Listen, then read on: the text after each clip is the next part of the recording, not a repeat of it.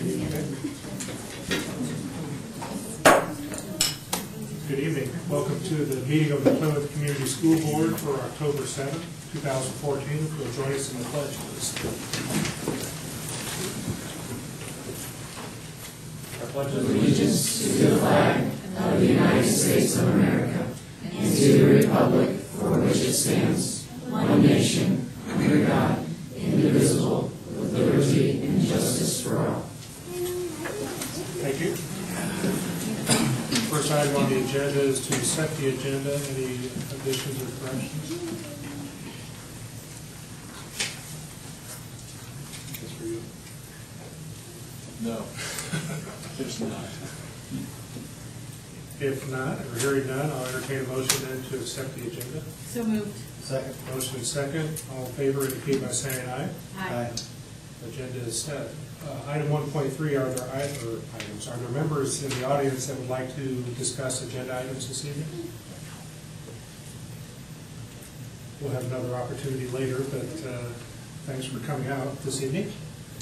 Next section is our consent agenda. A fairly typical list of items under the consent agenda. Larry or Jenny, any item that you want to pull off separately? No. If not, I would entertain a motion on the consent agenda. So moved. Second. Motion is second to accept the consent agenda. Any questions or comments? Well, we do have a couple of retirees. I think Candy Porter is retiring at the end of the school year, and I want to thank Candy for dedication contributions. And we have a couple of aides, I think. Cafeteria too. Cafeteria, yeah. Fran Dodds and Marla Trace. So I want to thank them. Yep. Any other comments or questions? I have motion and second to accept the consent agenda. All in favor, please indicate by saying aye.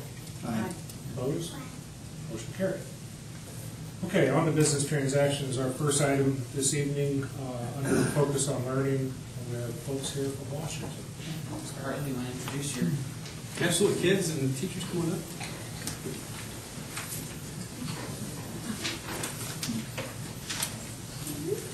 My part will be very brief. Kids, why don't you get you set up over here?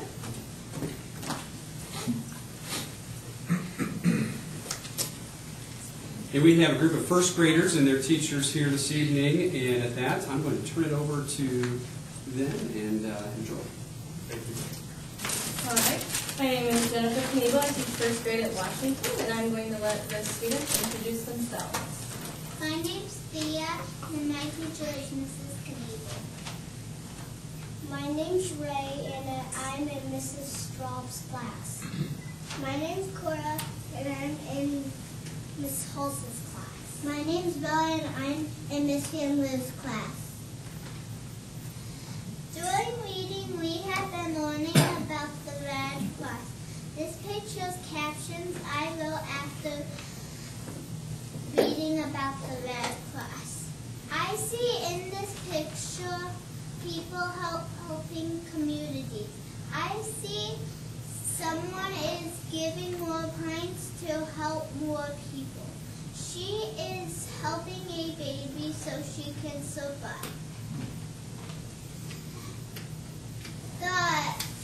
There is pints of blood in the container. That person is giving CPR.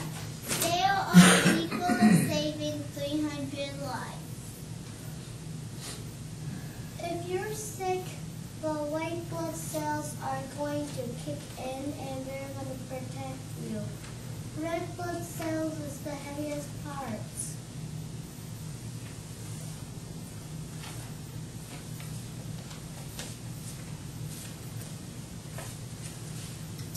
I've been reading about the skeletal system. Here are some facts I learned. I learned that an adult has 274 bones. I learned that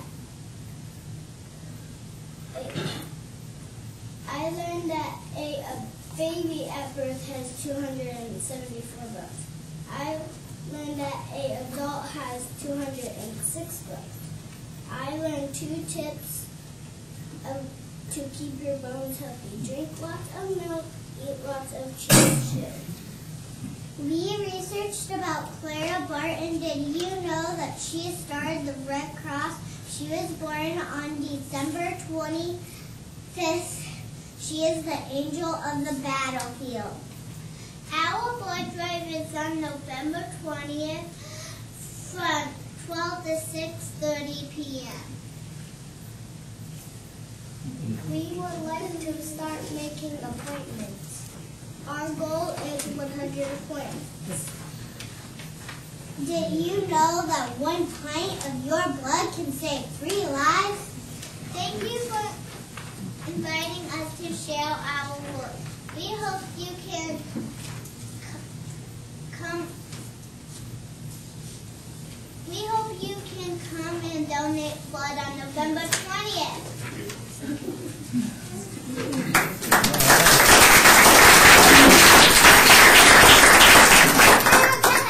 Good job.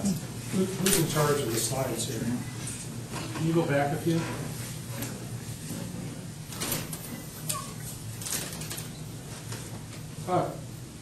We're supposed to ask, because I don't know the answer.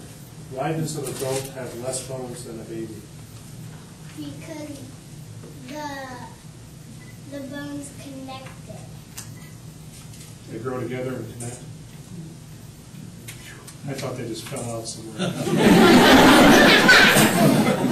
I'm so ready.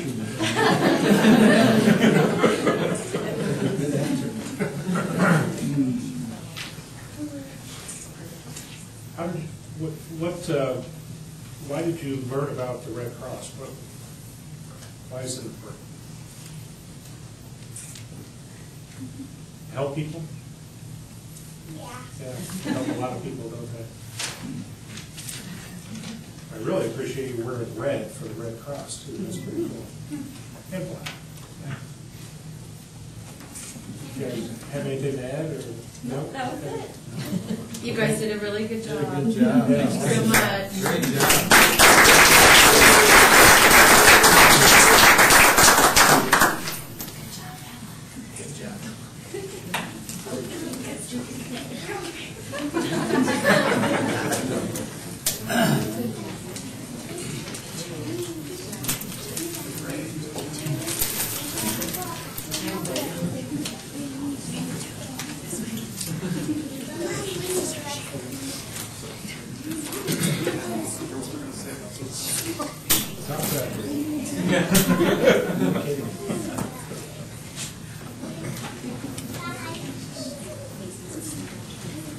Okay, we'll move on to item 3.2, consider permission to advertise for fuel bids.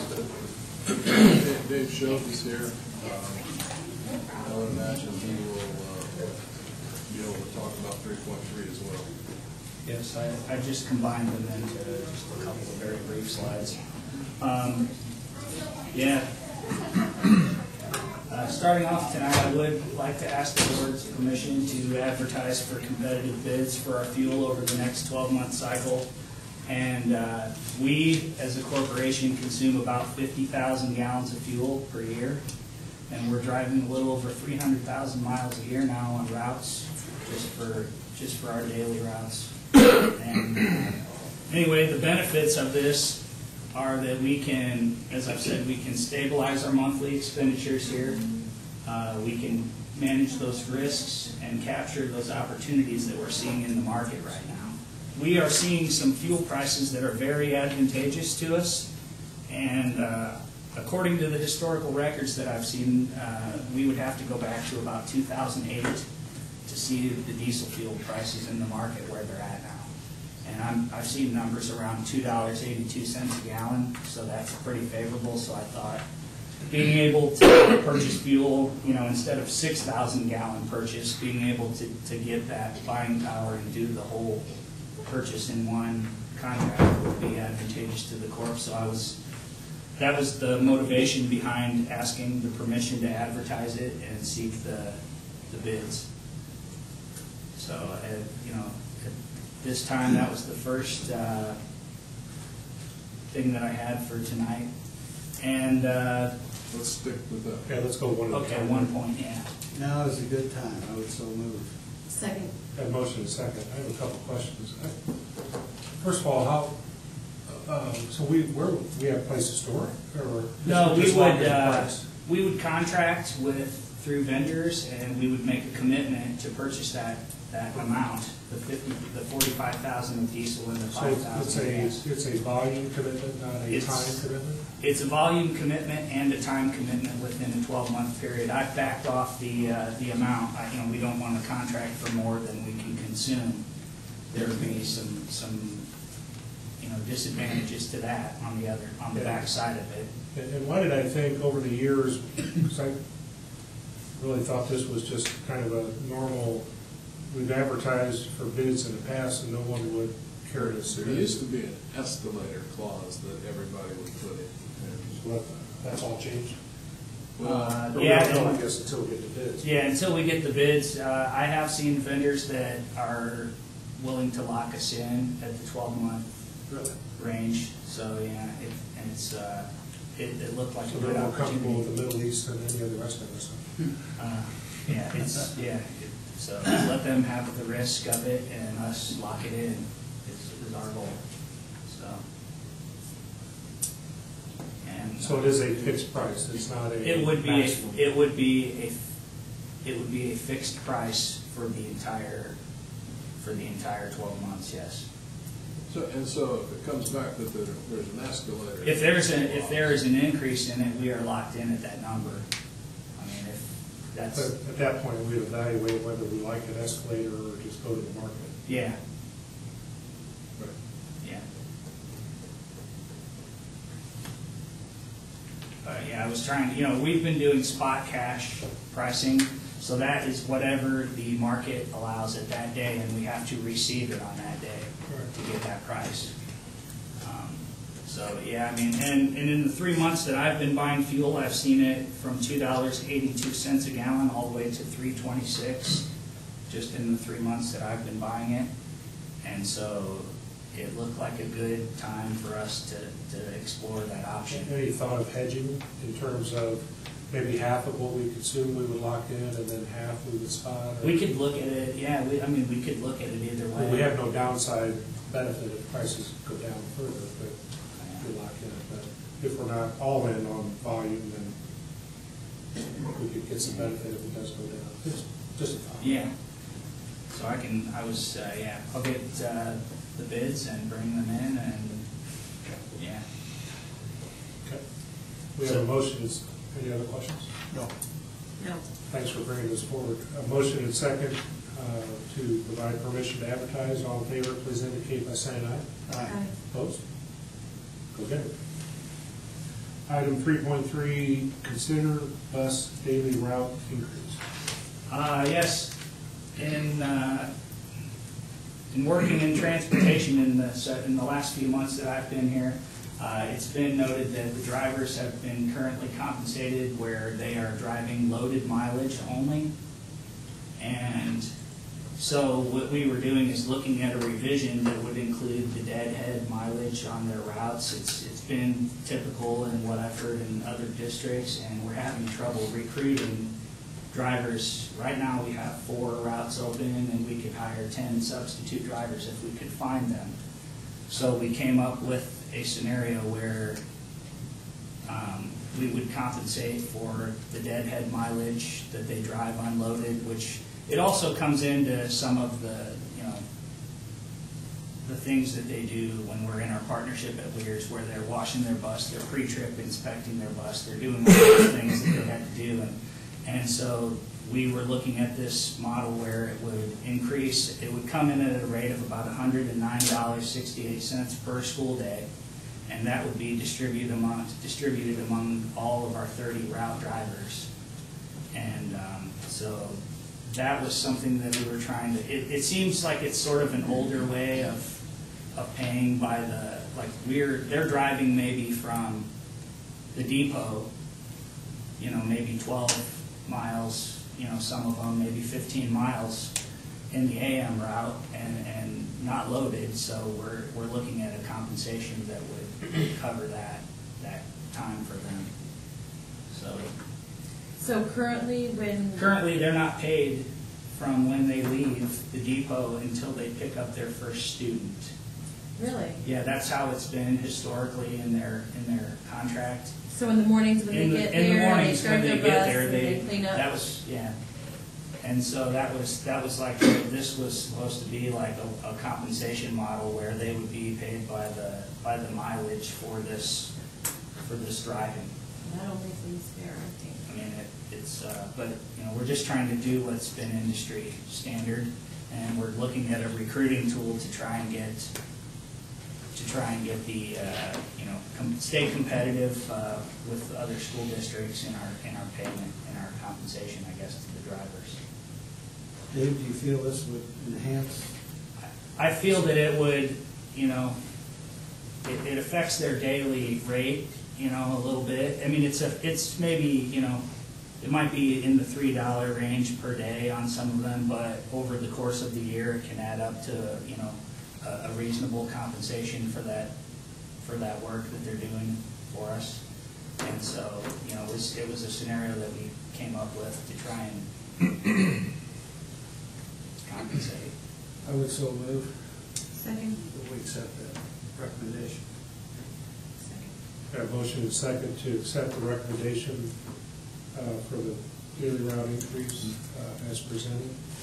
How does this work with our contract? Would we go ahead and make this change now, or? Yeah, we're gonna have writing contracts with it. Okay. But quite honestly, until I talked with a couple of bus drivers a few weeks ago, I had no idea they weren't paid until the student got on the bus. Didn't quite make sense. So I appreciate you bringing this forward, and it seems certainly a fair thing to do. I agree. Thank you. Have motion and second. All in favor, please indicate by saying aye. Aye. Opposed? Motion carried. Thanks, Dave. Thank you. I think, Thanks, Dave. 3.3 is really important to show the bus drivers that we're concerned about them. Item 3.4, we are announcing a 3-hour delay in the meeting. They got it. We have a 3-hour delay discussion. Who's leading this? I am. It's not coming up on mine, but that's okay. So, just before we have any slides, I don't remember how many days that we missed last year, but there were a lot. And we've had those years, it seems like about every 6 or 7 years we have a year like that. They're predicting we might have another year like that this year. And so we had to do a lot of looking at statute last year when it came to how you make up days. And one of the things that I found is that you could call a 3-hour delay. And as I thought about the days that we had missed, I thought there were certainly some days that a 3-hour delay might have kept us in school that day. So I kind of like to present in a generic form, because all of our schools start at different times. So this is just, I took it to the hour. So 3-hour delay. Next slide. So if school regularly starts at 8 o'clock a.m., if I called a 3-hour delay, school would start at 11 o'clock a.m. School regularly would end at 3 o'clock p.m., and on a 3-hour delay, it would end at 4 o'clock p.m. And the reason that it does that is that the state says that with a 2-hour delay, you don't have to add any time on. With a 3-hour delay, you have to add an hour on. So that meets the state statute. What are the advantages of? I think last year there would have probably been 2 days that we wouldn't have had to miss. So it would have avoided making up days needlessly. In a couple of cases over the years, it would ensure safer transportation to school during bad weather. It would allow the highway departments longer to clear the roads. Sometimes they don't go out until 5 o'clock a.m. And so with a 3-hour delay, we're giving them a lot more time to be on the roads. And it would take advantage of the IDOE's rules for bad weather.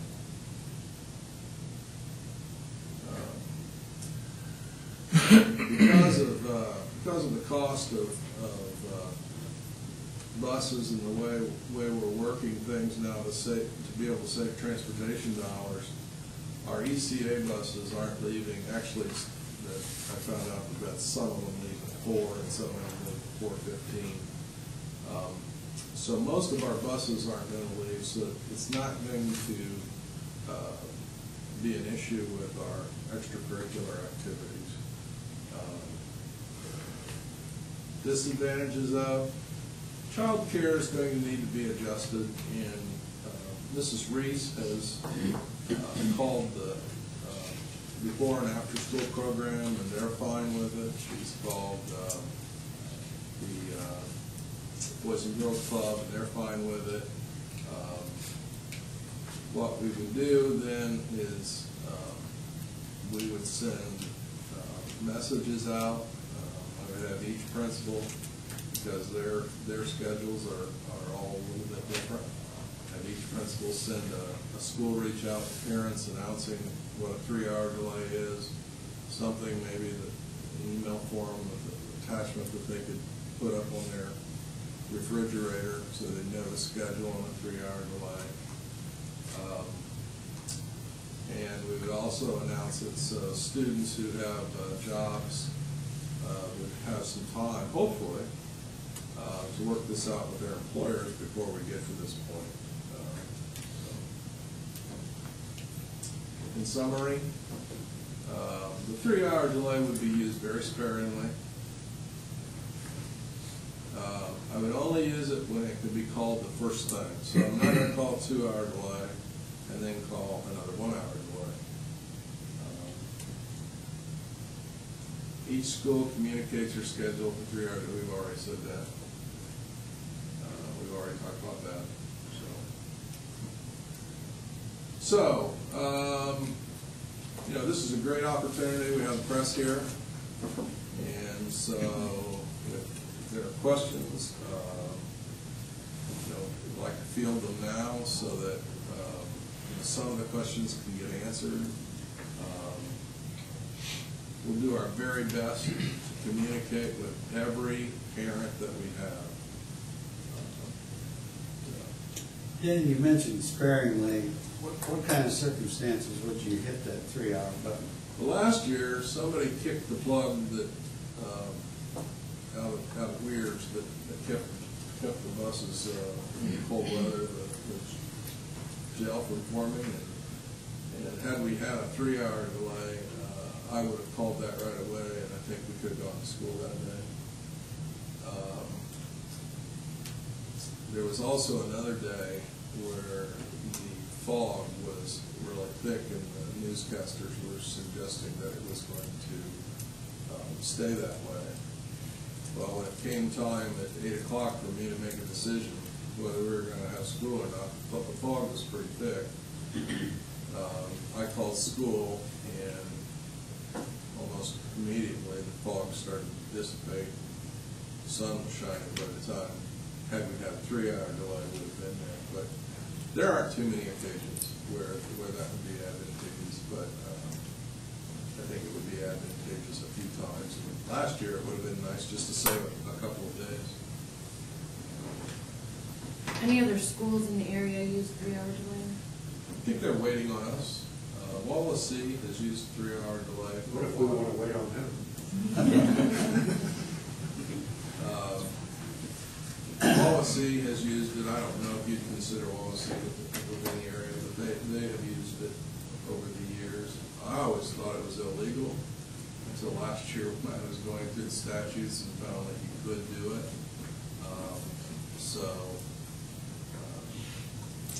Does the 3-hour delay disrupt any worse or better than 1 or 2 hours? We have principals and teachers here. Do we do 1 hours very often? We haven't done a 1 hour since I've been superintendent. I can't remember the last time we had a 1 hour. We used to do them, but not Years ago. Yeah, it's been a long time. Yeah. anybody else can chime in if they want, but with a 3-hour delay, essentially what we do is we just take our 2-hour delay and shift everything 1 hour. So if the kids won't start until 11, then lunches will start at 11:45 as opposed to 10:45, and everything just shifts an hour. Just So, back everything up. yeah. When it came time to create those schedules, all we did was change the times at the top as opposed to creating a new schedule. So the 3-hour would be feasible? Yes. As a teacher, I would much rather have the time in December and January than I would at the end of June, or at the end of May, beginning of June. Right. Say that again, I'm sorry? I would much rather have the time in December and January with my students than the end of May, beginning of June. I would much rather Focused, is that what you mean? Pardon? Or not as focused at that time, is that what you mean? Well, just, you get to the end of the year and there's more distractions, there's more things going on. In the middle of the year, you can keep them focused. If it's a random Tuesday, then you might not have missed Monday and Wednesday, and they don't get off track in the middle of the week. Continuity with them. I think it makes sense. I think probably one of the biggest adjustments is what's been indicated here with parents having to adjust the time schedule and extracurricular activities. But I can also see some positives based on what you've said. And, I'd say if it's used on an as-need basis to make up a day rather than do it in June, I guess makes sense. I just don't really see a big difference between a 2-hour and a 3-hour, except for adding a little more confusion to parents and those grandparents who never pick their children up from school. And adding an extra hour in the morning to keep your kids home is really difficult for working parents. And Liz Ritchie runs the before and after school program. You can't drop your kids off at the program before school. I think it'd be inconvenient for a lot of parents. 2 hours is a long time. 3 hours is a really long time that I have to stay home from work. I just don't see the benefits outweighing the inconvenience and confusion it may cause. I'm curious, well, anybody can chime in. Been hard, for a long time since I've sat at home on a 2-hour delay as a student, but on a 3-hour delay, what kind of mindset are they walking into the building with? Is this going to be a productive day, or? I feel that from a former student standpoint, I feel if you're waiting till 11 o'clock to go to school, what's the point? You might as well be sick and stay home. But at the same time, I feel from a safety standpoint, I recently left a position at a big dairy farm, and there were days I'd go out and feed cows on the tractor. It would be 9 o'clock, or it'd be 10 o'clock. The fog would still be bad. 11 o'clock, you could see across the highway, 10:30, 11 o'clock. So, I mean, it's northern Indiana weather. It varies. Sometimes you have a good shot with that 3-hour delay, sometimes not. But I think either way, you've got your pros and cons. But I personally don't feel the students would be as focused. But at the same time, from a safety standpoint, I think it's a good idea.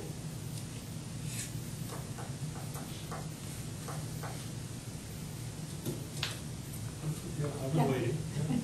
Could I ask you what the bus drivers or transportation department, did they have an opinion? Okay. From my standpoint, it is very difficult to have to call that delay.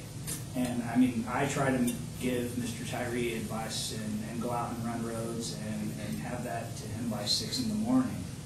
So, there's so many things in place, and ultimately the safety of the kids is our #1 concern. And from my standpoint, putting that hour on to the end of the day, I mean, it makes good sense to me. But, there are going to be many times where if we push that hour back, we can just be a lot safer to put kids out on the road and do things. So from our driver's standpoint and from the schools, from the transportation standpoint, a lot of times that hour would do a lot of good for us. And it just gives you more options, I think, and that's pretty much always in our favor, having as many options as possible to do things. So, this is something that we could speak with, maybe the before-school program. I'm sorry? If we could speak to the before-school program and see if that might be an option for those parents that it does inconvenience with whether it be a 2-hour delay or a 3-hour delay schedule. And that's something we could look at. Yeah, because at this point, they don't offer for delays, they don't offer childcare in the morning, which I understand. I don't know. I'm sorry? I said, I just don't know if adding the 3-hour delay into the mix is just gonna be more confusion than is necessary and disrupt schedules for parents.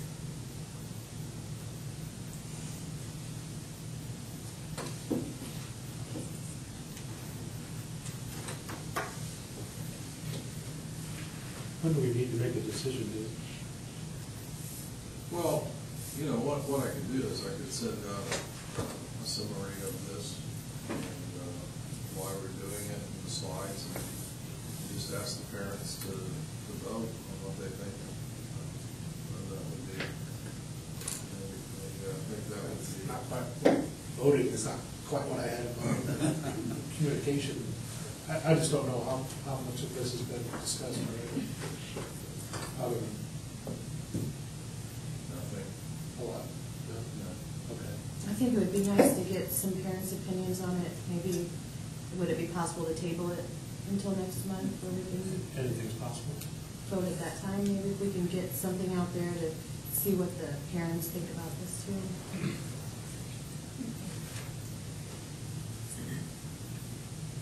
I only showed this as an information item, so I don't know. I'm sorry? I only showed it as an informational item.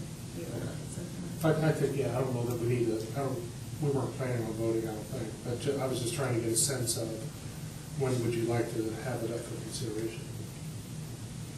Like those other two to be here as well. I think, get some information, send it out to parents, here's it is, and get, see. I mean, what I've done when I've done out with parents before, I just run a poll. Yeah. And it just gives me a percentage. Mm-hmm. And, yeah, I can do that and have be ready for the November meeting. Yeah, next month would be good since it did snow on Saturday. Should probably Have people's attention there. Absolutely. There's obviously advantages and disadvantages to it.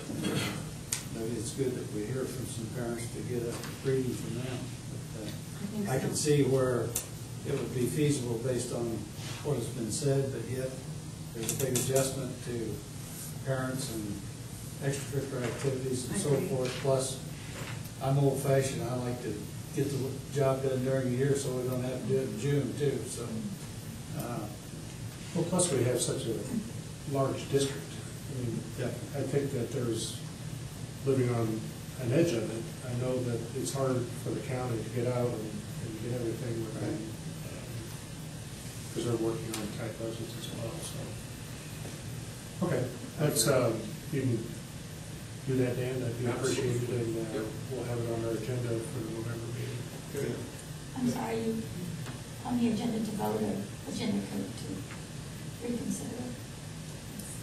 It'll be, whether we vote or not, I can't predict. It'll be an action item. It'll be an action item.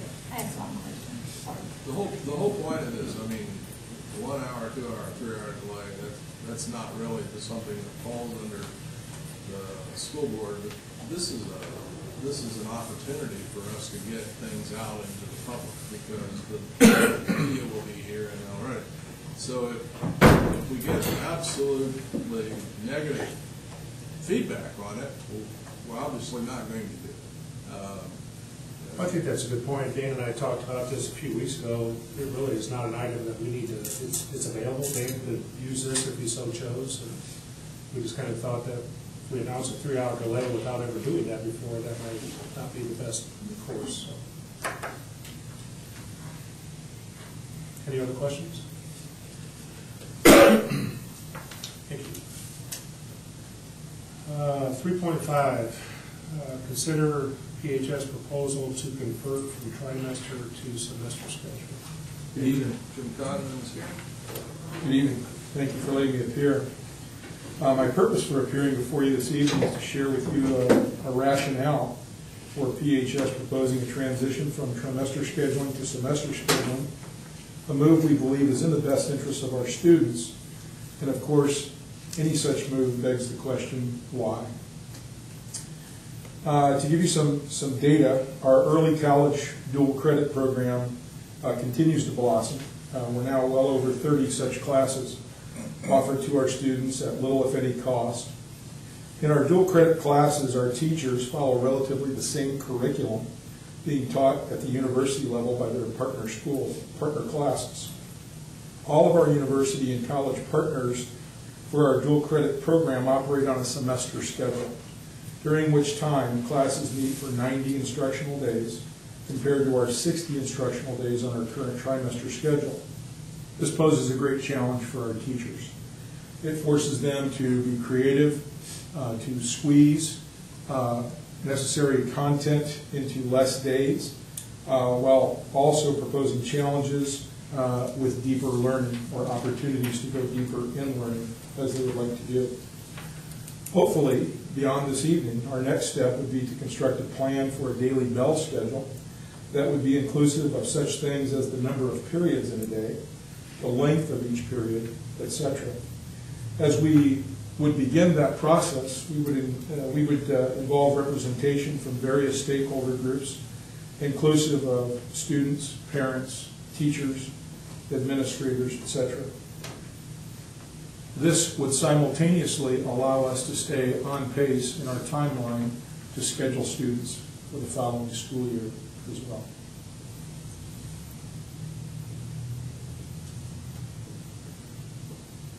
Questions? I have one, sir, if I may. It's up to the president. You're ready for public comment now? Larry or Jim? Personally, I think it makes sense to me. I agree. You know, your colleges and universities, this is what they kind of operate on, and I think with the dual credit that we offer now and the expanded curriculum and so forth, I think semester is the way to go. I feel the same way too. I'm tainted by the amount of time that we looked at, and you know where I'm going with this. On studying all the various options for schedules, etc. So what are you actually asking the board to do here this evening? Because I'm seeing, you know, we're going to form a committee, and we're not approving this at this point, or we are? Or what? Yes, we are. We are. Yeah. Our efforts at this point in the calendar year, October is usually the month that we start working with individual students to review, revise, create their pathway for their four-year experience, and certainly the following school year. So a delay, we understand, tremendously hampered. What is the impact, if any, on staff? So my goal, and I've talked to Mr. Tyree, I've talked to Laura, talked to our faculty, my goal would be to create a daily schedule that best meets the needs of our students and has little, if any, impact in terms of a negative way on staff. We're talking numbers. That was my question. Correct. It's not going to there's not going to be an increase or a decrease in staff. That's the only thing that would cause that would be if kids just decided they weren't signing up for a certain curriculum. Well, that's where I was headed next. What does that do in terms of number of choices? Well, we did a data study on that, Todd, and what we did was we looked at last year's cohort because I was concerned, depending upon how many periods in a day that we would come up with, and we could answer that more clearly, but I wanted to gain an analysis of how many students in last year's cohort took a full load of 15 credits over the course of their career, and we found that less than 1% of the students did. What do we think? I should probably be able to do this in my head, but maybe there's not an answer yet in terms of what does that do to the length of the class? Actually, it adds minutes over the course of the semester. I don't have the figures in front of me, but I want to say it's a few hundred minutes per course that would be added versus meeting in a trimester schedule. So currently, a class is how long? Currently, it's about 70 minutes. So the class, I guess that was more my question, during a day, a class of 70 minutes, pick one, would be how long? The instructional class time per day? An individual course? Yeah. 70 minutes. That wouldn't change? Well, I would assume that it would, but I can't answer how many periods we would put in a day or the length of the period. That would be the next step. I see. And I will qualify my statement that we're not going to have any change in staff if we go back to a 7-period day. If we go to a 6-period day, there could be staff that's not needed. That's where the math wasn't added up for me, because I don't see how the staff is unaffected if they go to Staff will be affected if they go to a 6-period day.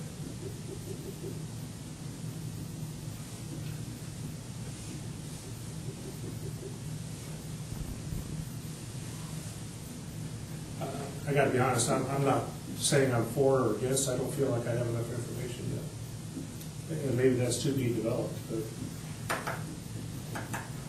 and again, maybe I'm tainted. It seems like we studied what we're on semesters, going to trimesters, or going to all the options that are out there. That seems like that took months. Well, and they've been working months and months and months. And I guess that's what I don't appreciate. But, yeah. And, but when we went to trimesters, there wasn't a lot of time for kids to take all of the electives of this. So that was really one of the biggest reasons that we went to trimester, was to get more periods of this. Well, the academic atmosphere has changed, and it's changed quickly in Indiana. One of the big things that schools are expected to do is have dual credit classes, so kids will get college credits before they go to college. Getting them prepared for college.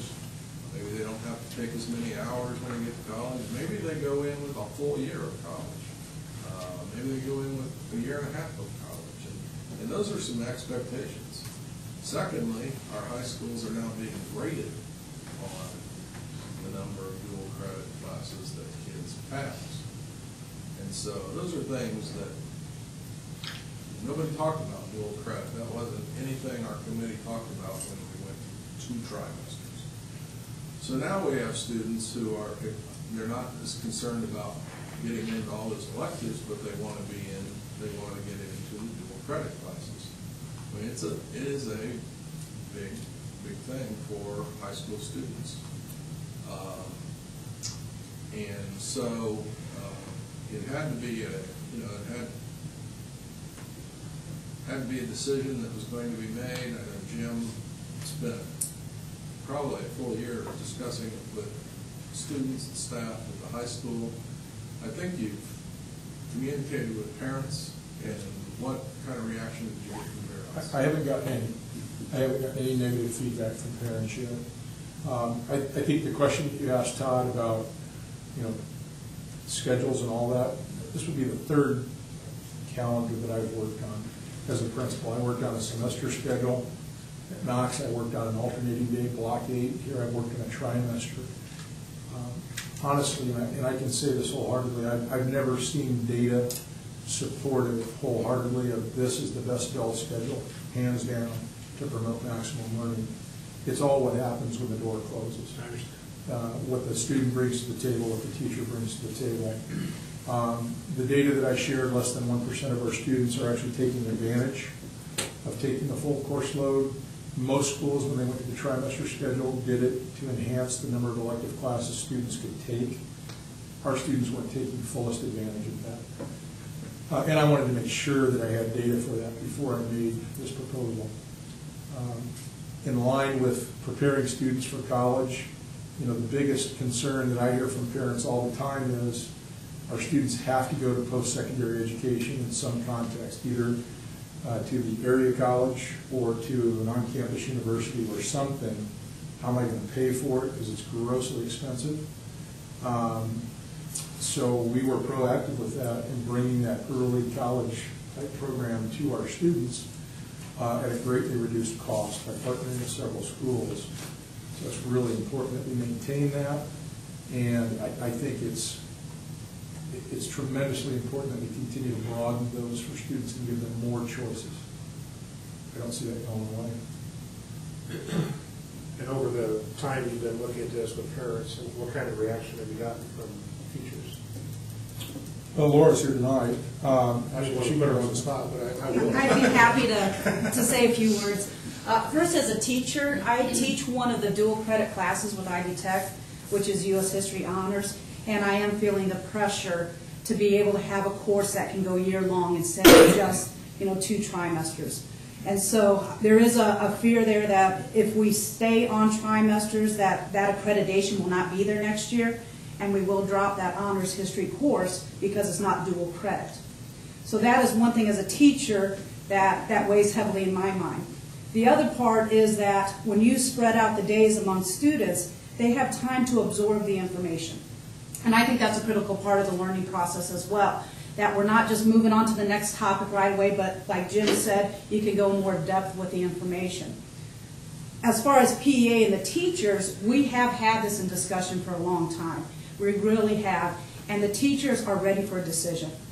Know that you have a staff out there that will do the best job no matter what system we have. We just need a decision so we can prepare for that. Thank you. That helps me. And we've had extensive conversations. As a parent, kids going through the high school, the one frustration that I saw or heard from my kids was, and I don't know if this still, or I know you try to avoid it, but you have a class that's 2 trimesters, but you can't get them consecutively. Correct. And that's a real challenge. It is. Okay, and if you do try to make I always blame you. If you do try to make okay, it consecutively, then you take away Yeah. the. Yeah. You kind of defeat the purpose. Right, exactly. Yeah. Well, I move that we grant permission to go with semester schedule. I would second that motion. Have a motion and second. Further discussion. I think it's the right path. I'm curious. We didn't get to hear from a former student back there. We're not voting yet. Oh, okay. What was my curiosity? Other schools, are we seeing trends or discussion, or not that I base what we should do on what others are I doing? don't, I've heard schools talking about such transitions, but quite honestly, they're often accompanied with personnel-related concerns, and ours is not.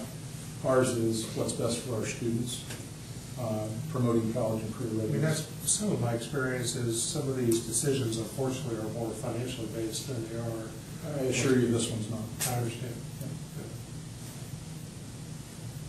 We had a comment request. I'm sorry, just for the record, everybody knows if you state your name. I know your name, but we're recorded here. My name's Bob. I know obviously we don't work with, I'm going to throw this out there because I know they are, Purdue University. I know we're more Ivy Tech, we work with them. Purdue is looking into the next couple of years, they're going to switch to a trimester schedule as a college versus their traditional semester schedule.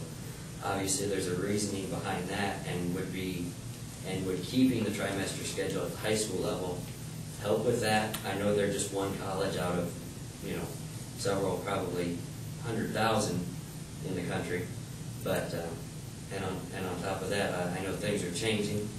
I've been out just a little over a year, and a lot of things have changed since then. But I felt with the trimester schedule, say you failed a class, or you didn't fail it, but you wanted a better grade for your record. I feel with the trimester schedule, you had more feasibility and availability to retake that course than you do with a semester schedule. So I want to know why. I mean, obviously, like I said, it's just one out of many. But if going to a semester schedule at the high school level is better for your college readiness, why is, say Purdue switching to a trimester schedule for their students? Thanks for the comments. I'm not sure we can speak on behalf of Purdue. Well, yeah, of course, but. Any other comments or? Okay. We have a motion and a second. All in favor of the proposal as presented, please indicate by saying aye. Aye. Aye. Opposed? Thank you very much. Could we, and I don't know what your schedule is, but I know you're going to be working on this, could we get a follow-up in terms of some results? Like a bell schedule? Sorry? Like a bell schedule, is that what you're looking at, the next step? What's a bell schedule? Oh. That's where we put together a plan for what our day would I look know like. what bell curve is. Sure, I'll work with Mr. Taggart. Thank you. Moving on to item 3.6, ratify master contract. Yes, happy to announce that we were able to ratify a contract very quickly.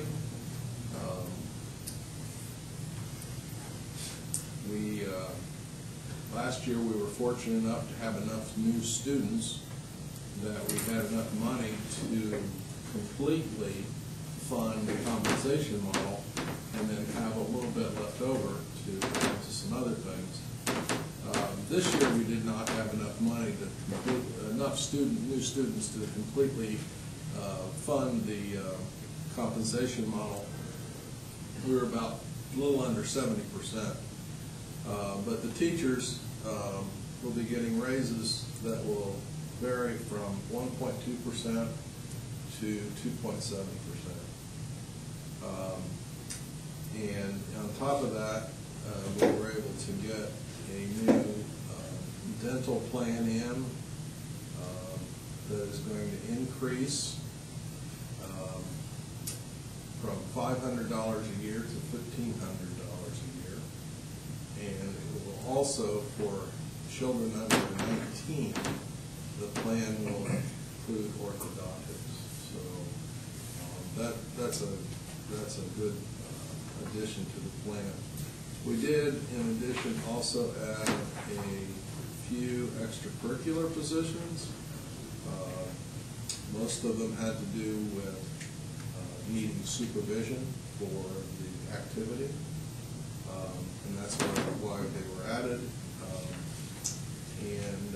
We also added some language because the state, last year the state gave us X number of dollars for Jefferson and said split it among the teachers, but they didn't really give us a lot of rules.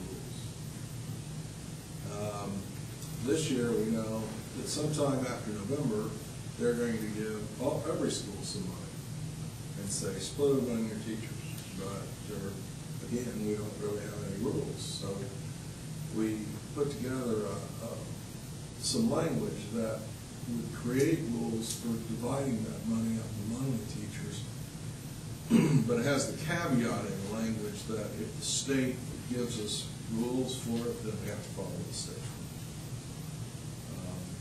So that is my summary of the negotiations process. Laura is here representing PEA. If you'd like to hear their side, I'm sure she'd be willing to talk. Sure. I'd probably just add a few things. I know both sides were disappointed that we couldn't have a fully funded model, but at the same time, I think we appreciate the fact that Plymouth is in better financial situation than several of our surrounding districts. And so it's not necessarily the ideal situation, but we are able to offer our teachers a raise and that improvement with the dental plan. Just a little clarification on the two ECAs. No new money was used for those.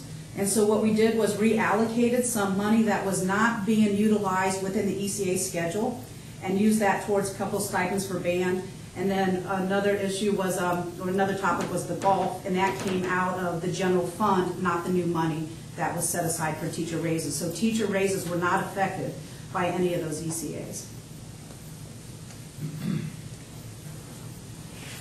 Excellent.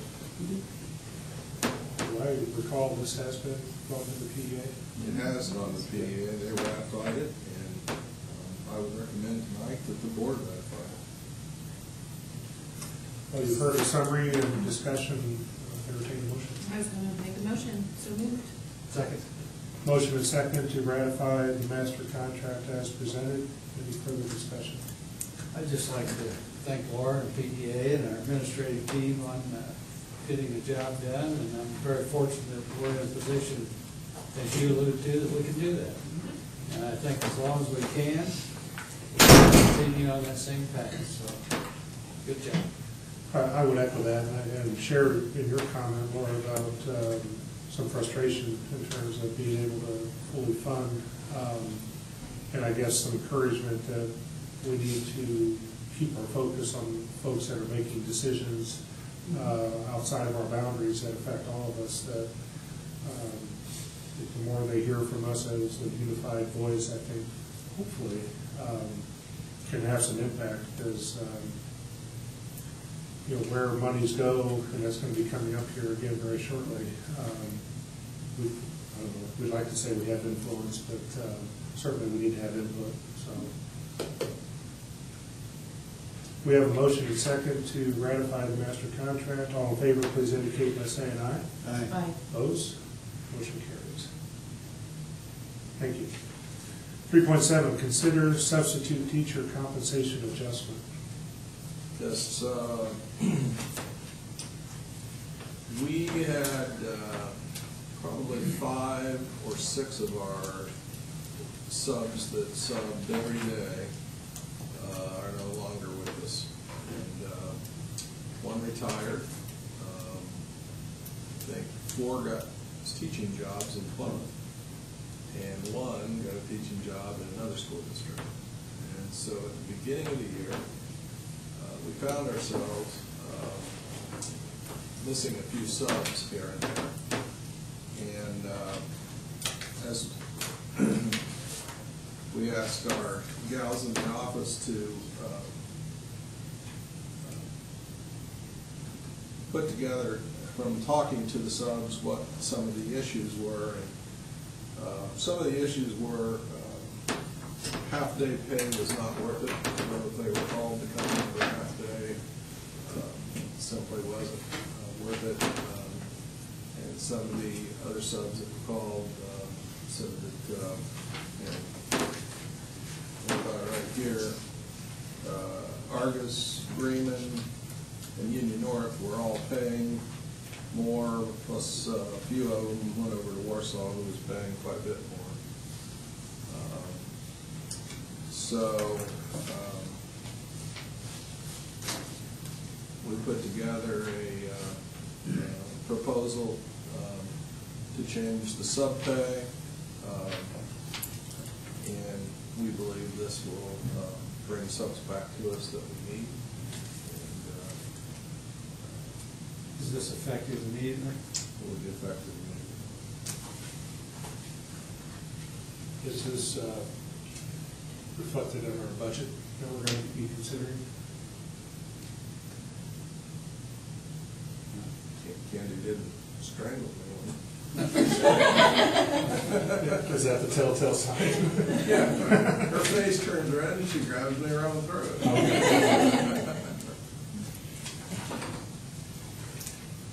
Well, you've heard the recommendation. Is there a motion? I would make a motion to approve this. Second. Makes sense. Motion and second to approve the compensation adjustment for substitute teachers. Any other questions? All in favor, please indicate by saying aye. Aye. Opposed? Motion carries. 3.8, consider permission to advertise sealed bids for used computers. Yes, recommendation of Jeff Lee, our school attorney. We would like to ask permission to advertise sealed bids for the obsolete Lincoln Junior High computers as one lot. When we advertise these, let's not call them obsolete. No. I didn't. Well, I know that now. I mean, not in the advertisement. Well, just curious, why is it just junior high? We refreshed the lease at junior high. I'm sorry? We refreshed the lease with MacBook Airs this year at the junior high. Okay. So it's the white ones that we originally leased from Apple. How many do we have this out? Approximately 543. Approximately. Yeah. And when would this occur? It would be advertised. I'm just taking Carol's questions before she gets to them.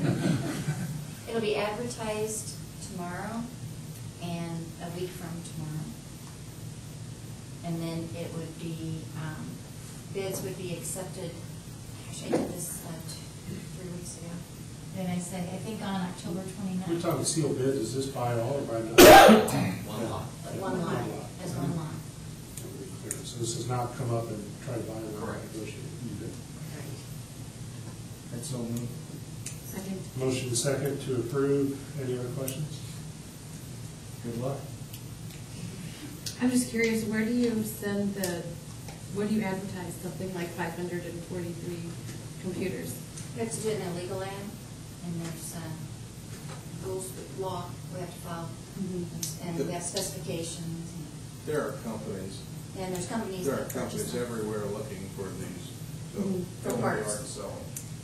They'll dismantle some, or they'll refurbish. It's not through, what's the website of the Like eBay? No. There's about 3 that we know of. I've been tech directors who've done that before, but that's not legal. Right. Had motion second. All in favor, please indicate by saying aye. Aye. Opposed? Motion carries. 3.9, consider. Carol has a You question. forgot one of Carol's questions. Sorry. If indeed the bids come in lower than what the company that sold them or leased them to us, part of that original lease was they would buy them back. Wasn't it? No. No. This No, wasn't it's it? not. That's not part of that lease? Okay. No, you're right. Moving on. We reserve the right to accept or decline. That's in the advertisement. It says we reserve, okay? That's fine. If you're thinking, if we think it's someone's lowballing us, Yeah. Thank you. is that what you can? Kind of like that. Can I go on now? All right. 3.9, consider adoption of the 2015 budgets and resolutions.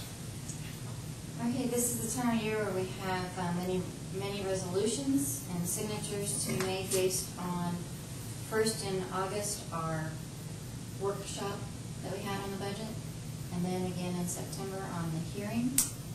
And things have maintained, nothing has changed.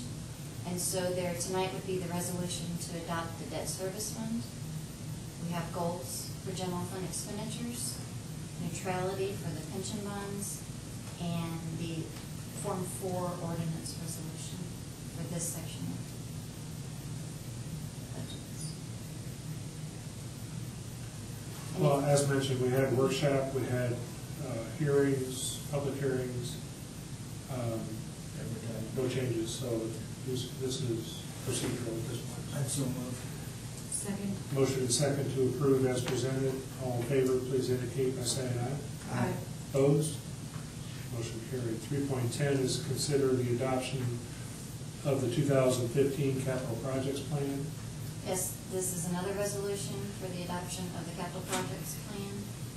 Plus, then tomorrow there would be an advertisement for advertising the adoption of the plan. We have to do that just for capital projects. And it has maintained the same. It's $3,933,100, I think. I'm going off the memory here. I didn't pull it up. $3,933,100, I think. That's not coming up. Sorry, on your screen. Anyway, that has stayed the same. And we also have to send our 3-year plan. I'm sorry? We have to send Three-year a plan. 3-year. And advertise the 3-year plan. I can tell you exactly how much it is. $3,933,100. I did remember that, right? That's so moved. Second. Have motion and second to approve the resolution to adopt the 2015 CPF plan. All in favor, please indicate by saying aye. Aye. Opposed? Motion carries. 3.11, resolution to adopt the bus replacement plan. Yes, this again is another separate thing we have to advertise, and we did that previously to this meeting, and the plan is $242,000 to replace 3 buses, I believe. 10-year plan. Pardon me? This is our 10-year. 10-year. Yes, 12. 12. It's moved to 12. Oh, that's right, change it to 12. It's the 12-year bus. So moved. Second. Have motion and second to approve the resolution to adopt the 2015 bus replacement plan. All in favor, please indicate by saying aye. Aye. Motion carries. 3.12, consider Title III preschool class. Michelle is not able to be here tonight, so she asked me to read this to you. The Title III grant funded a preschool classroom to assist our early EL learners prior to coming to kindergarten. This classroom will be housed at Jefferson. It is our hopes that this classroom will be operating by the second 9 weeks, which is solely dependent upon locating a bilingual teacher and aide.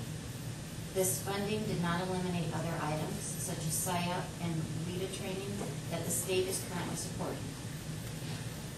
Michelle has begun the SIOP training with our Plymouth staff on October 3rd and 6th, and she will continue this training in February. Mrs. Reese attempted to place additional staff within the grant to assist our teachers, however, this was not approved.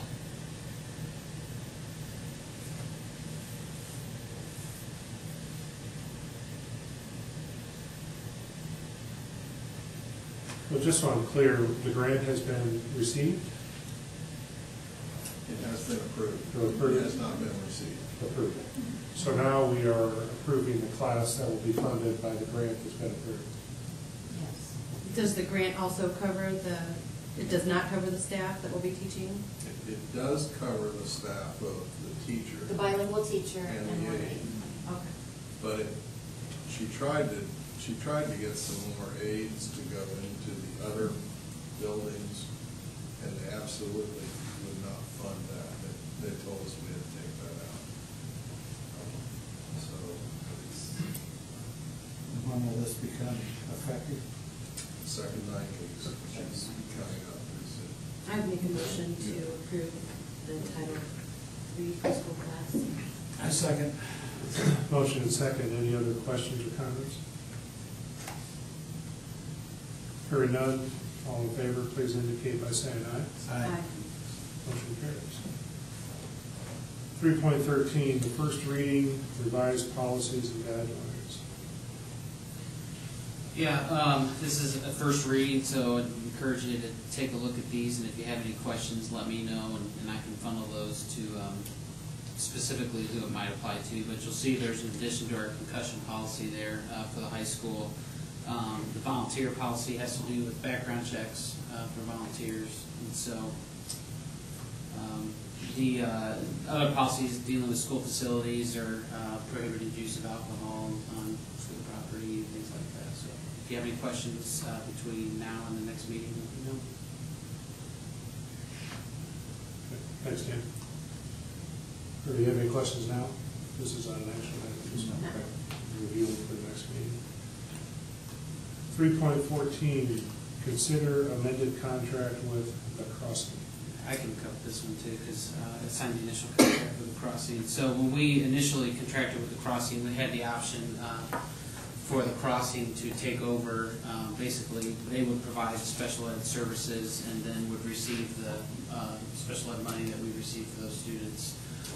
Since getting into this process with the Crossing, there was still a lot of work that had to be done by Plymouth staff, even though the Crossing was handling those special ed situations. So we've amended the contract that we will take care of all the IEP meetings and special education services for the Crossing students. And then therefore we will keep the grant money for those students. I would so move. Second. Have motion and second to approve. I need some clarification. So how many special education students are going to be attending the Crossing? Right now, I think we just have one. Yeah.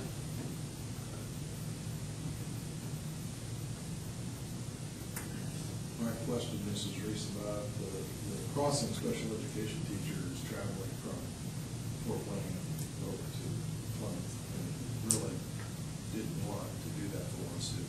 So they really wanted us to take that back over. And we were pleased to do it. Yeah, okay. So confused. Sorry, we have a motion second? Okay. Yeah. Any other questions? Have a motion second. All in favor, please indicate by saying aye. Aye. Opposed? Motion carries. You thought we'd never get to this one, didn't you? 3.15, report on K-4 ISTEP scores. Start with Mrs. Mills.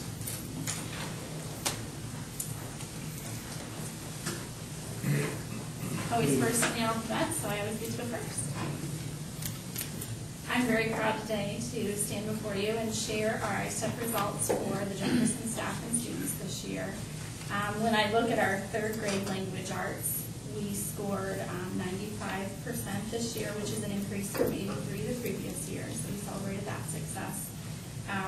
We had 7 students that scored in the pass plus range. That is a goal or a target of ours to continue to improve. We look at math. It's not going forward. It's not going forward. I There said we the go. wrong keyboard, sorry. I said the one on my lap.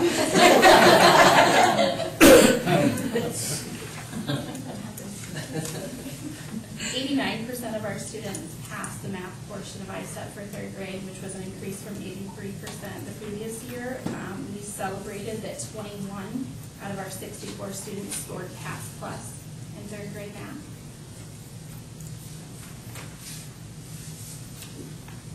Looking at our fourth grade, 84% of our students passed the ELA portion. When we look at the cohort from the previous year, that's a 1% increase for that particular group of students, even though it's a decrease from the previous year, looking at a different group of students. 14 out of our 58 students again scored in the pass plus range, with many of our students, over 90%, scoring normal to high growth. That was an area that we celebrated. When we look at fourth grade math, 87% of our students passed the ISTEP in 2013-14. Again, cohort, looking at the previous year as third graders, they maintain the same passing percentage. So we celebrate that again. We're looking at students that were in the pass plus range, and we had 18 students on 58 that were in the pass plus range. So looking at our next steps, we want to continue to look at our reading and math success time. We have called it intervention time in the past, but we're really focusing on the growth mindset with our students and making sure that they understand where they are at, that they can continue to be successful. Whether they're a pass student moving towards the pass plus range, or if they're a student who did not pass, working towards the passing range. We're going to continue our after-school program because we've seen the benefits and increase in our student achievement. We have a focus on parent-teacher communication with our families. We have developed a math plan this year with our help of our coaches, and we're implementing that this year to work on a critical area we identified in our preparation of math facts. And we really want to track individual student progress as the state model is looking more at individual growth. And we're just going to continue to look at curriculum and look at the critical areas to move to a deeper level of understanding. And in conclusion, I want to share that Dan Terry had shared that we received grant money last year at the end of the year for that growth the previous year. So our teachers were very blessed to receive that and very grateful. But again, those criteria of who received that was unclear. So those teachers who had received that did pay it forward to the other staff members in the building. So that made me very proud. That it is a community effort to support students both academically and socially so that they can make growth. So I'm very pleased to stand before you today to share this data. Any questions? Any questions on Jefferson? That's great to hear. Excellent. Good job. Good. The nominees up next. And we'll start with third grade English and Language Arts, which was actually last year was Menominee's shining moment, so to speak. 94.3% of third graders passed the English Language Arts portion of the ISTEP. And then moving on to math, see a little bit of a discrepancy here compared to those English language arts scores. 81.7% of our students passed the math portion of the I-STEP in 3rd grade. And then in 4th grade, for English language arts, we were at 83.1%. And then math, our math scores were undetermined in 4th grade last year. So what you see up there are the results that only extend to 2012-2013 spring, in which we had 89.1%.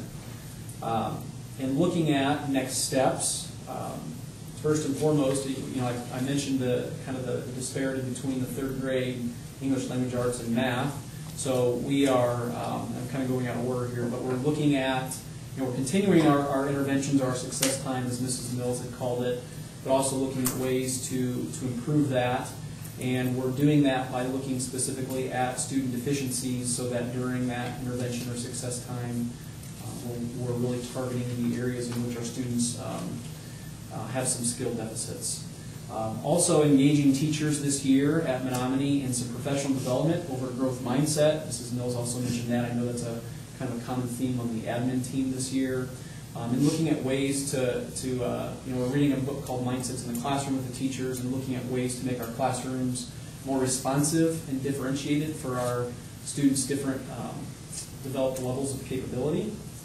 And then Mrs. Mills also talked about the PCSC math plan we're putting in place that requires daily math fact review. And then I have, with the schedule that I inherited this year, I've included collaboration time once a week for teachers.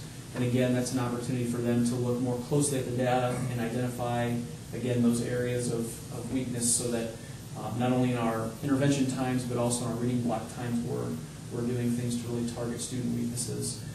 And then we also have some corporation-wide curriculum initiatives going on in which we are looking to develop learning progressions with performance tasks and really engaging our kids in more rigorous tasks that will, again, help them develop their levels of capability. Any questions?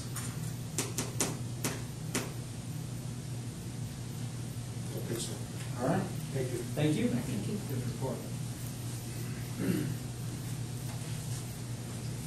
Hi there.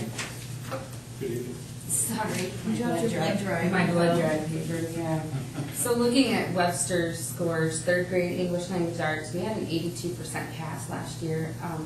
That was a small group of kids, it's only a 2-section, and we did have 3 students in that group who ended up with undetermined scores in their English language arts, and CTV at the state was never able to work that out, so if we kind of take those kids out of that number, it's actually an 87% of the students who pass. What is undetermined, wasn't it?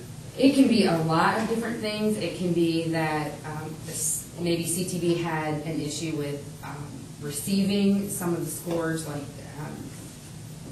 technologically, or matching up one part of the test with another part of the test, or they didn't have the students maybe coded right. So we had 3 students, which I've never had undetermined scores like that before. And they were students who were with us for both sessions. The first portion that's at the end of February, beginning of March, and then the second portion. And sometimes you'll get an undetermined if the students move in or move out in between those, and they can't match up, both of those test sessions. But that was not the issue with any of these students. And I had talked with them about once a week all through the summer, and they were never able to work out those 3 student scores. So that's why that one was a little bit lower. When you look at our 3rd grade math, it was 88% pass rate there. 4th grade in the language arts was an 88% pass rate. And then 4th grade math was 78% pass rate, which was lower than what we're used to. We were a little bit disappointed in those scores. As you can see, that's a drop there in 4th grade. So we've had some discussions with those teachers. And if you look at the next slide on our next steps, we did bring students and we now have Dreambox, which is an adaptive learning software that helps to personalize math. Last year we were trying out some different things to decide maybe what was our best direction to go and what kind of program to use with the math. And so we've decided on one, and we're going to plan to implement that with Fidelity this year. So hopefully we'll be able to find where those gaps are with those students and fill in those gaps. By the time they get to 4th grade. We've also implemented the Lexia, which is the adaptive learning software for reading. Like the other principals talked about, we now have a PCSC math plan that's new because we've had a PCSC reading plan for as long as I've been here. This is my 9th year, but I think they started the year before that.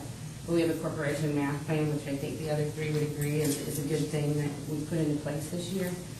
It does include, daily math fact review, and then tracking students' progress, as well as a home fact practice component.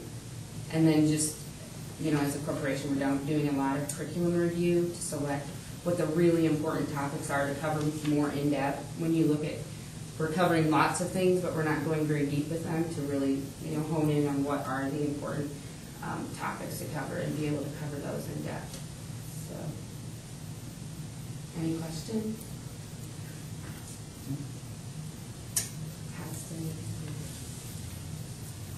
That's kind of an outlier, isn't it? What? That math. It is, yeah.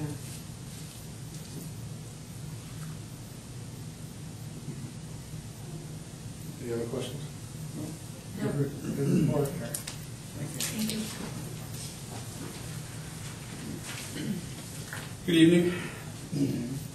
As far as Washington is concerned, last year in 3rd grade language arts, we had 85% of our students pass.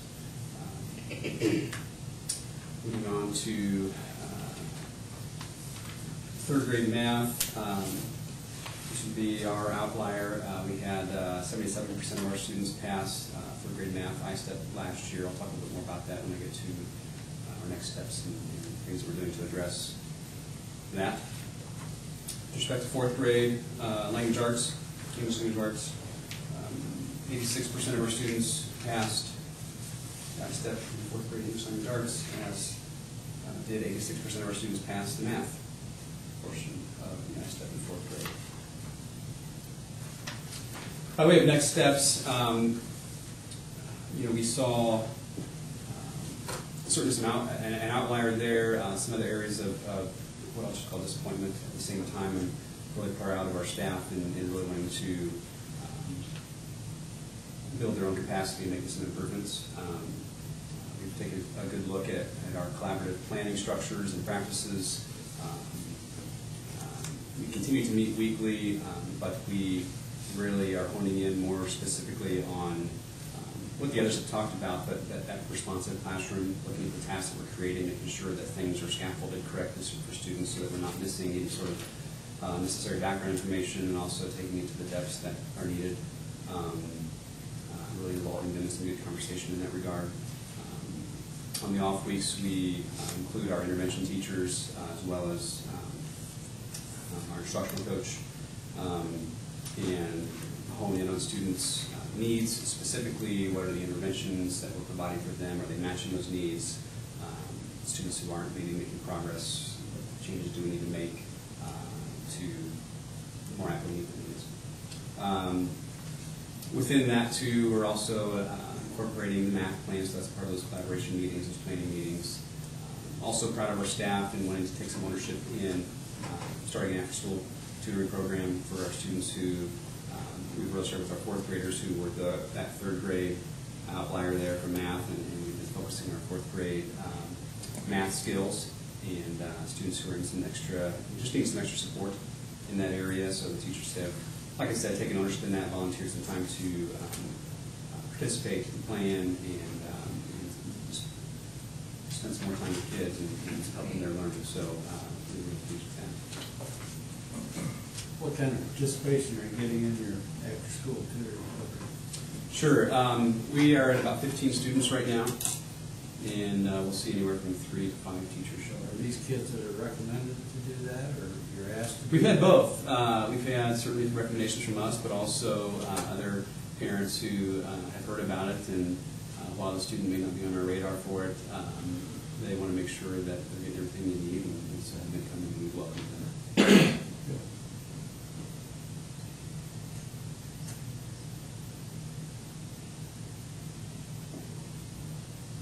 Any other questions or comments? Okay.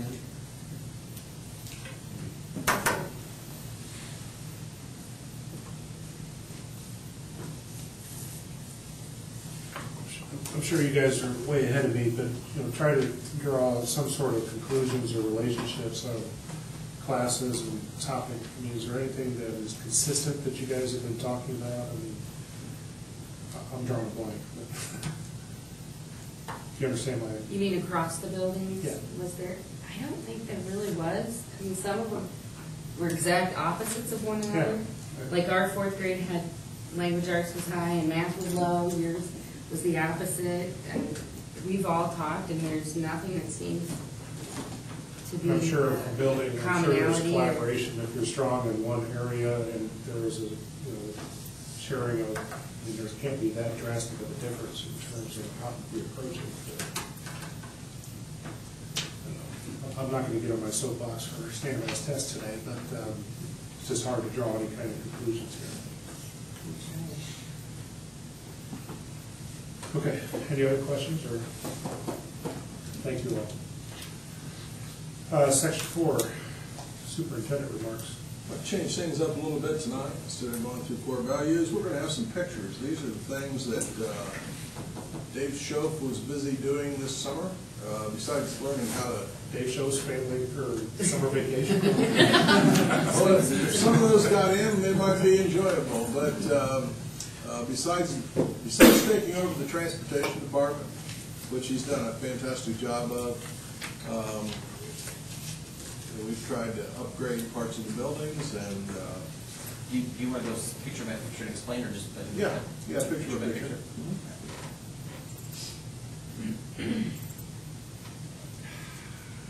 So this is a picture of the new Webster. They were in store for new furniture, and so they've been looking at personalized learning. We've talked about that for years. That's where basically kids are moving along at their own rate, and so we don't have kids that are getting way behind or way ahead and not getting any teacher support, but kids can move from third grade math to fourth grade math and have support when they do that. Or they can stay at third grade math all year. And I'm probably killing my explanation of this, Dan. You're doing great. I apologize for that. Just stick to the pictures. But they went on a trip to Wisconsin, yes, and looked at how some teachers put together their personalized learning. So then I took a couple teachers and Mrs. McGuire up to Grand Rapids, and we talked to them about what we wanted to accomplish in the classroom. And there's a couple furniture factories up there that they do a lot of research on what furniture is the best for students doing specific kinds of work. And so this is what we've come up with. There's a couple different pictures here. You can't see the whole classroom yet, but when they want to have a whole group session, they've got this semicircle here where they can bring chairs up there and they can have a whole group session instead of having a classroom where you've got rows of desks, basically, which then gives you very little ability to do much else in that room. Next picture, from another angle, this shows you some of the other areas. There are some pods where students can work if they're working at one pace, different than another pod. Next picture. And then this is a shot of the back of the classroom. We've got these benches where students can sit and read, or they can sit and work with the teacher on the marker board here. And there's, again, all kinds of places for individual pods of kids working at their own pace. Go on the next one. I think we've done one classroom in first grade and one classroom in fourth grade right now. And again, this just shows you the opposite side of the classroom. This right here is where the teacher sits. If they want to work with the student individually, they can pull the student up and work with them. Let's see if there's one more shot here. Yeah, and each classroom has a wall that's painted green for a green screen. So if they're doing any television type of work in the classroom, the kids all have the computers, so they want to make videos of projects. They've all got the green screen available to them. And I'm sorry, Mr. Chauvlet, because he did a great job of helping Carrie and a couple of her teachers put together this plan, and also put together the carpeting and the tile and the color scheme to the point where Peck Craft, which is the name of the company, they're going. Did they already come out, Carrie? They did. They've already been out, and they're using a picture of this classroom, or maybe it's the other one, in one of their magazines to advertise. So it's not just, hey, we need furniture for a classroom. It's, okay, what are we doing in that classroom? What furniture can we best use in that classroom to do that, to accomplish our goal? And the reason we bought one for each is because we wanted to see if we were buying too much furniture, not enough furniture, all the right furniture. And so now they've been using it for a month or so, and once we get a good feel, then we'll order furniture for the other classrooms, and then we'll move on to second and third grade after that. Any questions about our furniture plan at Webster?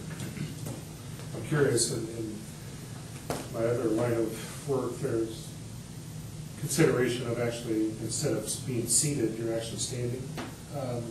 Was that ever considered, or is that too young? I don't think I ever heard that, standing up and working. I mean, kids have the option to do that. If you look, it's not finished yet, but along the window ledges, those sit higher than a typical desk would. So we are extending those out a little bit so that they can pull up a higher chair that raises and lowers there, or that the students can stand and work there. And so that provides that option. But it's to see it in pictures is nice. And I didn't know Dan was going to show them, so I hope I'm not like taking over here since you showed them. But to come out and see it actually in functionality really makes it make more sense, because like when you look at the chairs that are there, the students, how they're curved in the back of all of those chairs, they're specially made so that students can turn around in them and actually bounce and rock. And so there's a lot of like the body and mind movement kind of things put into them. You can see in the first classroom, which is a first grade classroom, there are some little chairs that look they look like little UFOs, sort of, with 4 little legs on them. They actually have like an exercise stability ball that's built into them so that the students can use those types of things. And all the desks that you saw like in the pods are really movable and lightweight, so they can be moved around and reconfigured in groups of 4 or 3 or 2 together, or one by itself.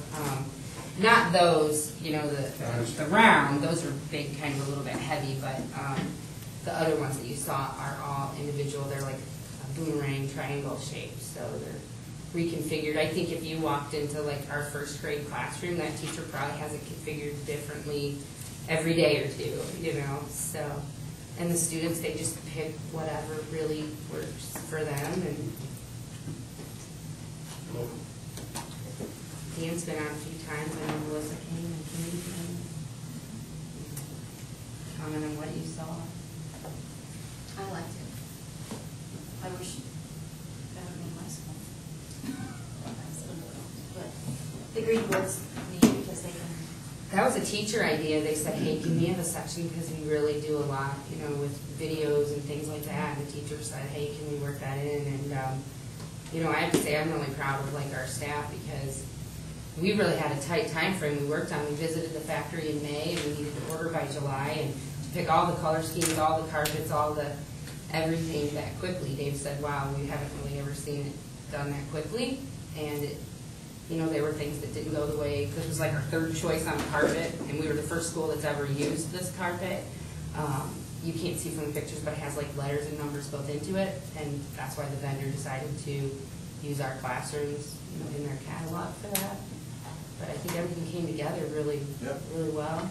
The other thing that I didn't show in the pictures, or maybe it was there, I didn't say, is that Dave had doorways put in for each, like from the third grade classrooms, so they can go from, they want to mix students for groupings in math. They've got doorways. They don't have to go out in the hallway. In first grade, we only did first and fourth grades, are doing new furniture this year, and we weren't able to do that in the first grade. But it's really, really nice because the students can move from one room to the other. The teachers can collaborate a lot easily. I can visit the classrooms much more freely and easily than walking in from the hallway. It's really nice to be able to do that. Come visit. All right. This is, you get a lot of pictures of Lincoln Junior High, but this is one of the new classrooms in Lincoln Junior High. This is a humanities classroom. And if you look at the three tables here in the middle, they will come together to make a large oval table. And Dan, you want to explain what they do with that? Who's our curriculum specialist? And Reed can chime in on that, but we have a curricular focus on an abundant amount of reading, writing, and discussing. We actually spent some time at Culver Academy in their humanities departments looking at some teaching methods around discussion, and just decided that we needed a situation furniture-wise where Reed's teachers could facilitate those discussions. Reed, you want to add anything to that? Yeah, it's really based around a student-centered approach where kids are developing their own questions based on a text that they read, and they are discussing that text, whether it be a primary source or a novel or so forth. And they discuss it as a group, a small group of, if you put all those tables together, you can see about 15 kids around the table. And the teacher sits back, and the kids develop their own questions and question each other, and then they write in response to their reading and their discussion. So with the new standards that are really emphasizing abundant amount of writing and reading and discussing, it has worked well. And we've had some training also in shared inquiry in August that our teachers went through to help also build their capacity to lead discussion and get good text-based questions and so forth. The little pod area there, they got some flexibility on kids while maybe they're discussing tables together. They can work together in fours, or like Carrie said, those are similar to her tables. They can be in twos or threes, and then there's some other furniture over there against the wall that you can sit with that. So kind of neat. And Bruce has also helped us with technology too. Each of those rooms, humanities rooms, has 2 screens, okay, one at each end of the room, so that kids can, no matter where they're sitting, can see the screen. Once again, we're not just going out and buying desks. We're thinking about what's the classroom being used for, what's the approach, what's the best furniture for that, how can we be, if we want to use the discussion method for part of the classroom, but the other part of the classroom, we have to be able to have a classroom that's adaptable. So we've got furniture that's very adaptable. Using more of a scientific approach to picking out furniture the last 5 or 6 years. Let's move on.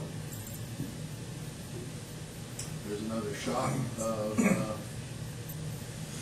didn't realize I got Mr. McKenzie in the shot. I don't think he realized it either. But that's just another shot. This was about 4:30, 5 o'clock at night, and there's a little couch in there, and Mrs. McKenzie and her son were sitting on the couch working. He was working on homework, and she was planning. And I said, do you enjoy the couch? And she said, oh, yes, after school. I said, and I can get a lot of work done here. So, next one. This is another shot of the classroom.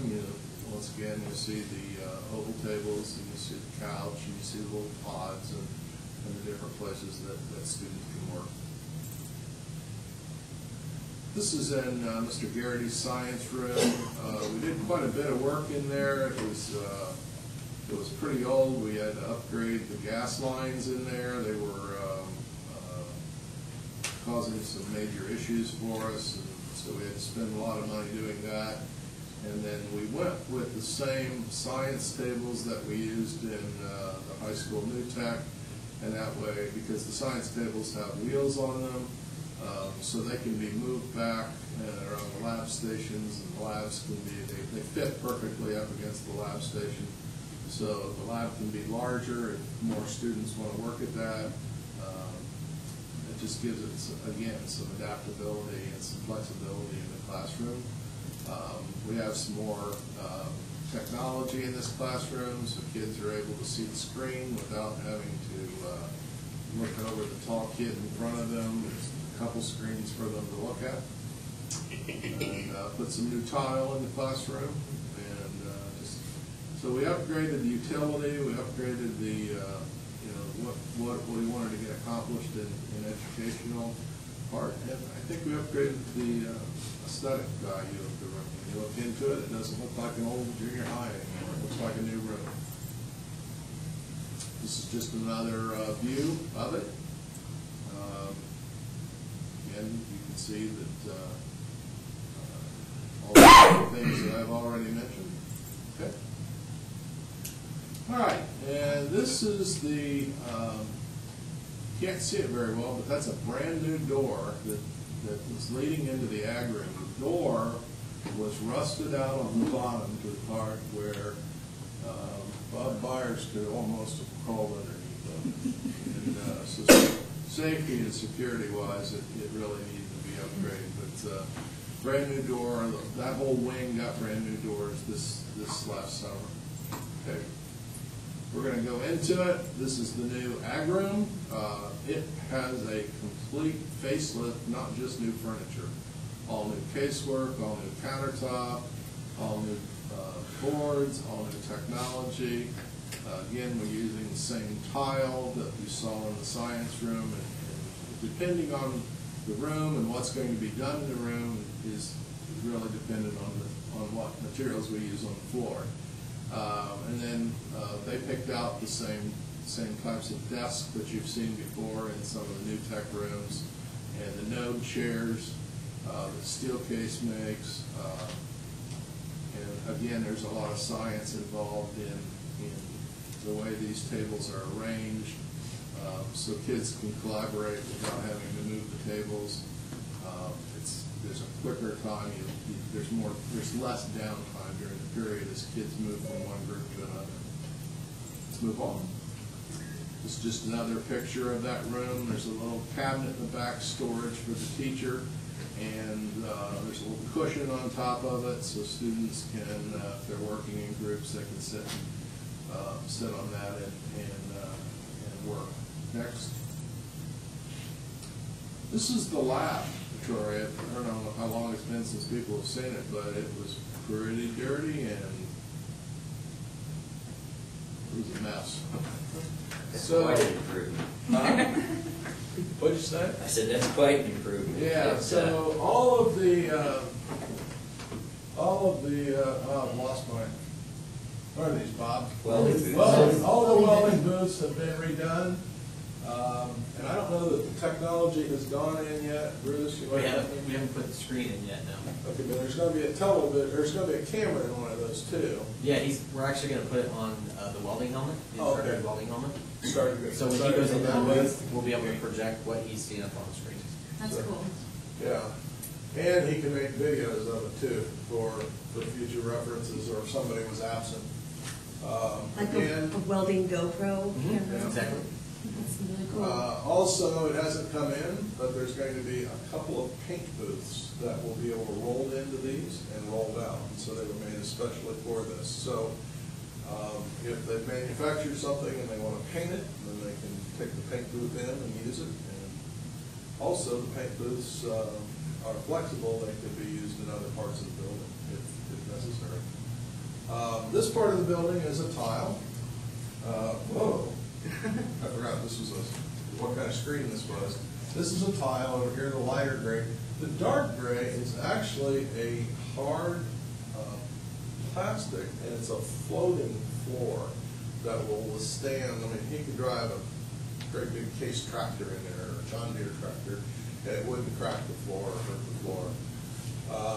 It's a better floor. It's a floor that's used and being put into professional shops now, agricultural shops, and so we wanted to go with a floor that was going to hold up and last longer. See, there's another picture. Here we go. This is over at the this would be the east end, and you can see there's new casework and new countertops, as well as you can see the tile floor now as compared to that floating floor. And they also had in their budget to buy new tools. They didn't have a single set of complete tools. So equipping them now with tools they need to get the job done in that classroom. Next. These are some work tables. This is a really sturdy table here that it's hard to be damaged. We're using it in a lot of our industrial technology shops now. We're using it in the manufacturing shop. And then underneath are lockers for students if they have things that they need to store from day to day that they can bring back. Over in the corner is the eye wash station. There's there's a fire blanket over there. All of the safety stuff is located over there. And we just got done with the ag shop a couple of weeks ago, so they're just starting to get things arranged. So it's not arranged like it's going to be, but it's getting there. All right, this is the high school's new security entrance. And once again, Dave engineered this, designed it, and then took it out for bid, and we went up and we looked at pins, and I said, it just doesn't look like it fits, Dave. They stuck something in there that didn't fit. And so if you get into the high school lobby, I think you'll see that it looks like it fits into the lobby. But basically, this is on the north side of the lobby. Our SRO, our student resource officer's office is in this enclosure too.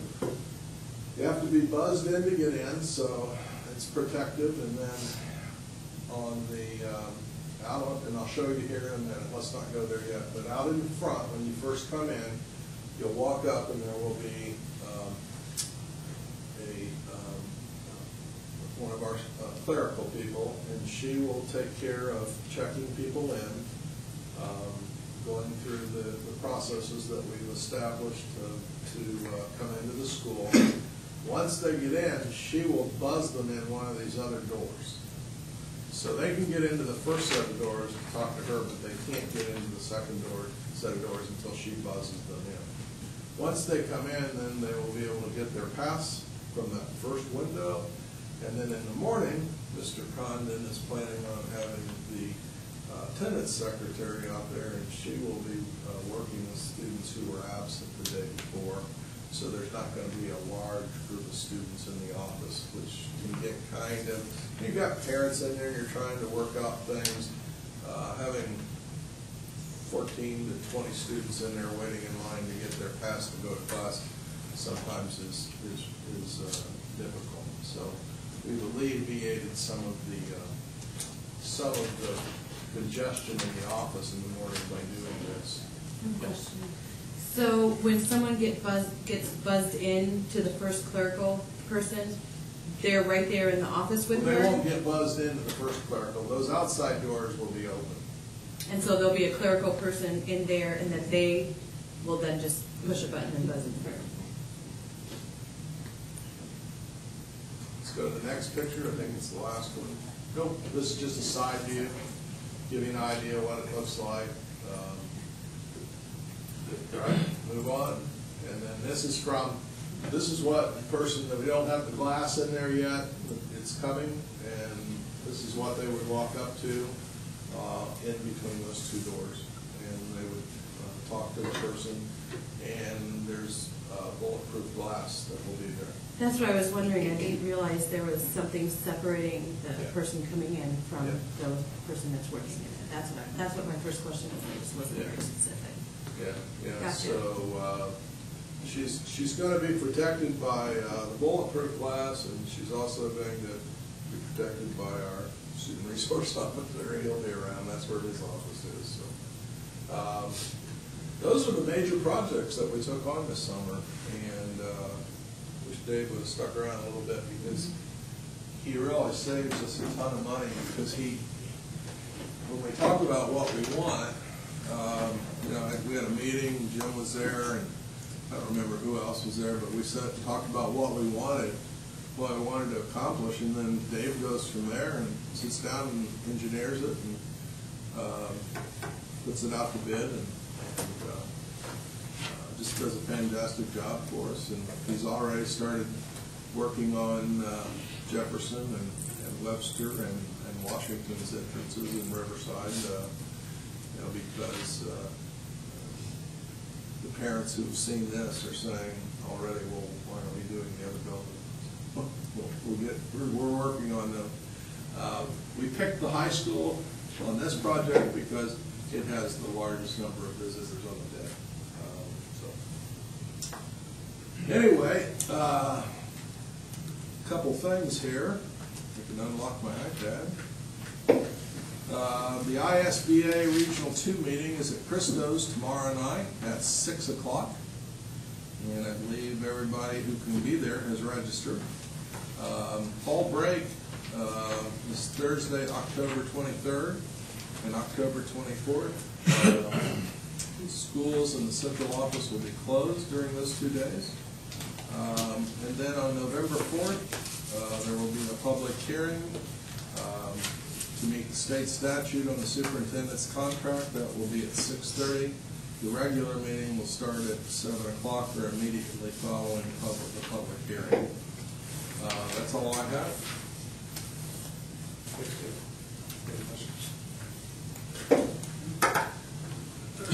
Are there any comments or questions from the public on any agenda items? Long meeting. Appreciate you sticking around. Anything from board? If not, I think the last item is to entertain a motion to adjourn. So moved. Second. All in favor, say aye. Aye. We're adjourned.